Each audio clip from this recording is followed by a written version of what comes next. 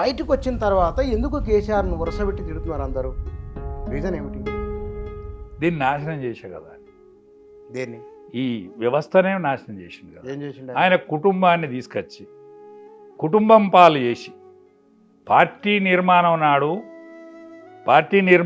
అందరం కలిసి మాతో మాట్లాడిన విషయం ఏంటంటే, నేను మియా బీబీ, నాకు ఎవడు పాడాయను, నా కొడుకు అమెరికాలో, నా బిడ్డ అమెరికాలో, నాకు ఎవరు అని చెప్పిన లాగా అయితే ఏదైతున్నదో, ఆయనకు ఎవరు లేరు కదా అన్నాడు. ఆయన ఎంబడి ఎవరు లేరు, ఆయన ఒక్కడే ఉండే. హరీష్ ఉండే, హరీష్ మాతో పాటు కష్టపడ్డాడు.